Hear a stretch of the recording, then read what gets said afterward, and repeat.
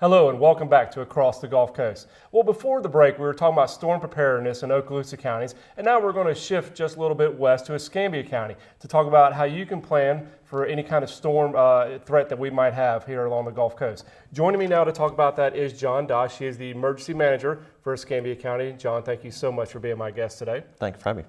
So, like I said, before the break, Randy McDaniel, your counterpart in Okaloosa County, was with us, and we were talking about some specific information to Okaloosa County with the shelters and evacuation zones and things of that nature. And I'd like to get that information out to residents in Escambia County as well. So I know Escambia County has a great website that has been it's a real good tool for residents out there. So tell us a little bit about your website and the type of information that people can find on there. Okay, well the address is www.bereadyescambia.com.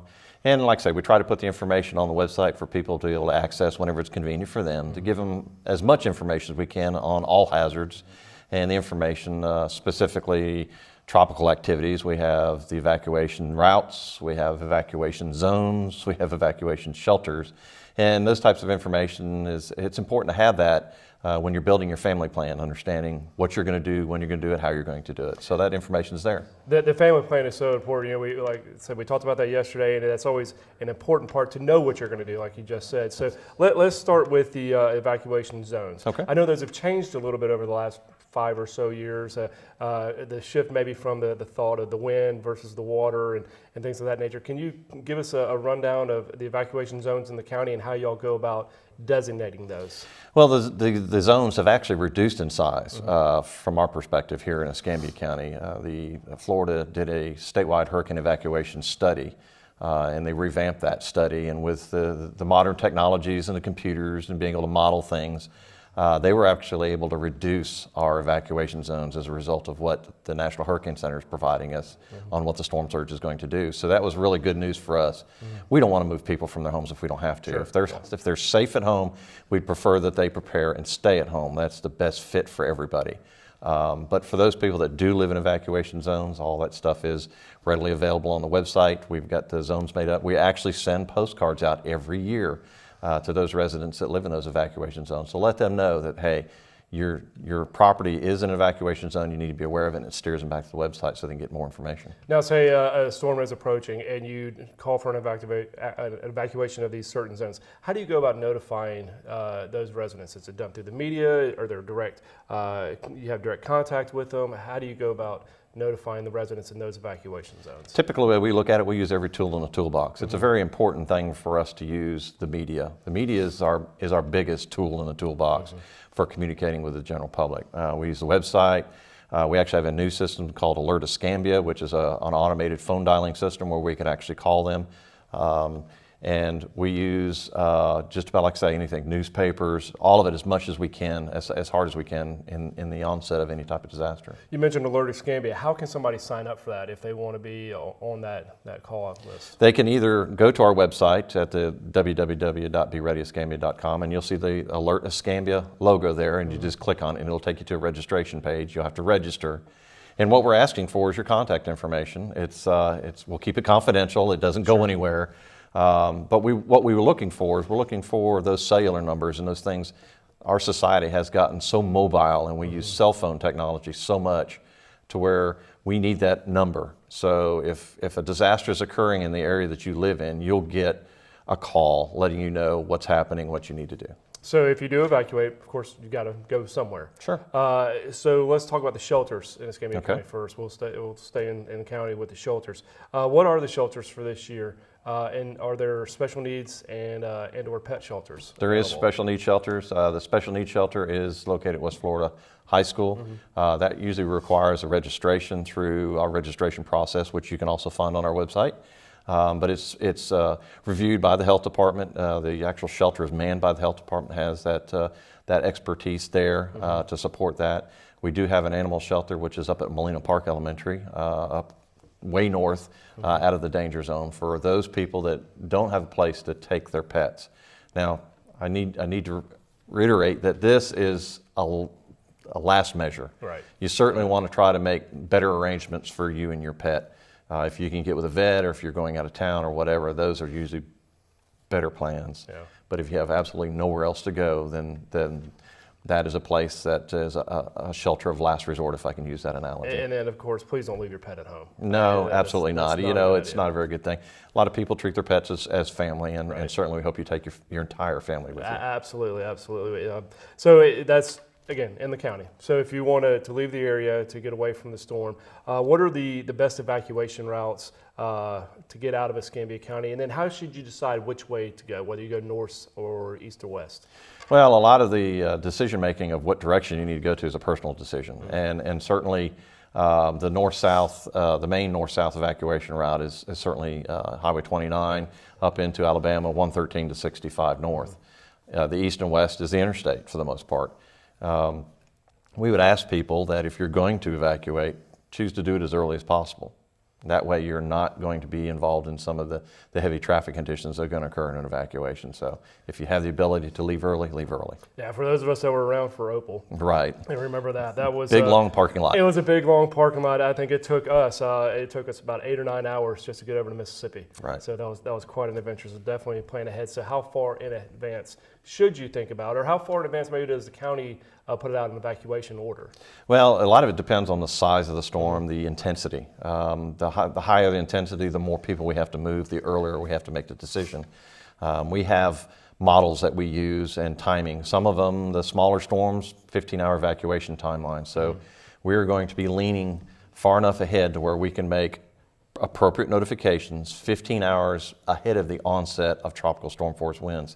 It's not the center of the storm. It's Right. the onset of tropical storm force winds is what we're focusing our attention on. We want people to be moved and in place before those winds start. So, you know, it could be in excess of 24 hours. It could be as little as 15 or 18 hours. It just depends on the storm itself. And I'm glad you mentioned the tropical storm force winds, because I know one thing we saw, especially during Ivan, once the winds reach a certain speed, EMS and help cannot get to these people, right? Right. At that certain point, basically, when we start receiving sustained tropical storm force winds, we pull a lot of those vehicles off the road because they're high-profile vehicles and they don't do well in high winds. So we ask everybody to be in place, sheltered wherever they're going to be before those winds start. So when we pull those off the road, hopefully everybody will be hunkered down and be able to ride the storm out where they're at and not require additional emergency services, because those are going to be hunkered down as well until the winds stop. Absolutely. You guys, y'all don't do anything either while the storm's making landfall. I mean, there's decisions that are made on extreme life-threatening situations, and those are done on a one-by-one basis, depending on where they are and how far they are from a specific crew. But for the most part, we're shut down during the high wind conditions. Okay. Well, let's talk a little bit about post-storm.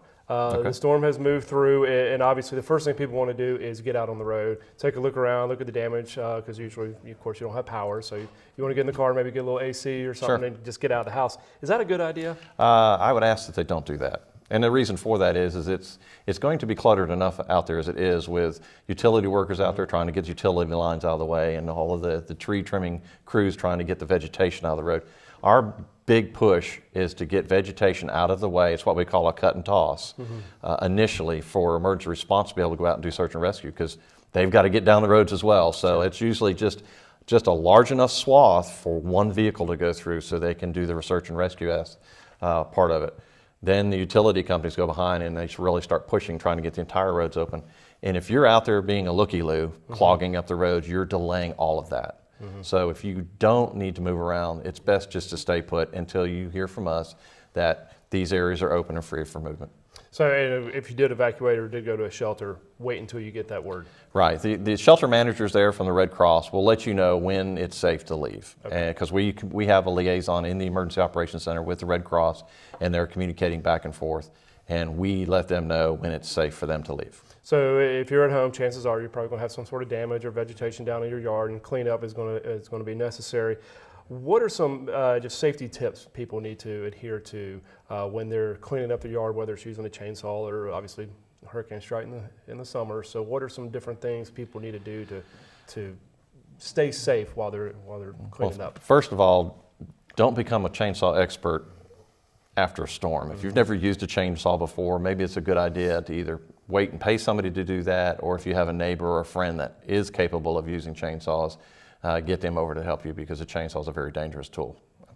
A lot of the hazards that we're dealing with, reptiles, insects, they're all displaced by the storm as well. They're not exempt from this. So if you have flooding all around you, chances are you're an island. The insects and the reptiles, they're going to flock to you as well because they like dry ground. Yeah. So be cautious of that. You want to make sure that you're paying attention to any utility problems. The smell of natural gas, seeing any electrical lines down, certainly you want to stay away from that kind of stuff. If you're smelling gas and you know where your gas meter is and you're capable of doing such, shut that gas meter off. If not, then make the appropriate phone calls to get the utility folks there to help you with that. Yeah, we got about 2 minutes left, but there's two more things I want to touch on. One, you mentioned the utility crews. When you're using your generator, obviously people know, or at least hopefully they remember, don't use them inside for the CO2, but can you plug your house up to your generator? Is that a good idea? No, it's not. The best way to do that is to plug the appliance directly into the generator. If you plug it into your house, it's what they call backfeeding. Backfeeding can actually send electricity out through the power lines, and when that poor lineman's out there trying to repair your electricity, we've had some that have been electrocuted and killed as a result of backfeeding. So please don't do that. If you have a generator, plug your appliance directly into the generator, or if you have a whole house generator, make sure that you have the appropriate transfer switches and everything's up to code like it should be. And then last thing, we've focused so much of this show on the hurricanes. Right. But I think since, about 2012, I think we had a big flood. Again, last year in 2014, and of course the ice storm, which nobody around here really expected. A disaster can strike at any time. So really all this preparedness, it really kind of can go for anything, right? Absolutely. The disaster supply kit that we recommend everybody have for the tropical season can work for all hazards. Making sure that you've got everything in place and sit down with the family around the table, something similar to this right here, and just talk about it. What ifs? What if we have a hurricane? What if we have another ice storm? What are we going to do? How are we going to do it? And who's going to do it? And just having that plan helps make things go a lot smoother. Yeah, disaster can strike at any time, and that's something I think people need to remember. And like I said, we definitely learned that here recently with the events. Well, hopefully it'll be a quiet 2015. Hopefully the tropical season won't be that bad, and we won't have to talk again post-storm. That's my prayer. Absolutely, I'm sure it is. I know you don't want to activate the EOC anytime this year. But John, I appreciate you coming on the show today and being my guest and sharing this information with everybody. Real quick, one more time, can you give me the website again? It's www.bereadyescambia.com, all one word. All one word. Okay, perfect. Thank you so much for being on here today. Thank you. And thank you for joining me this month on Across the Gulf Coast. I hope you have a safe storm season and join us next month as we look at more events in Okaloosa and Escambia counties.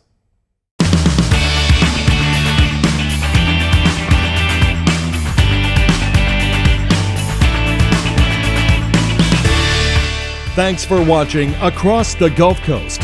Join us next month when we highlight more organizations, events, and people from around our local community.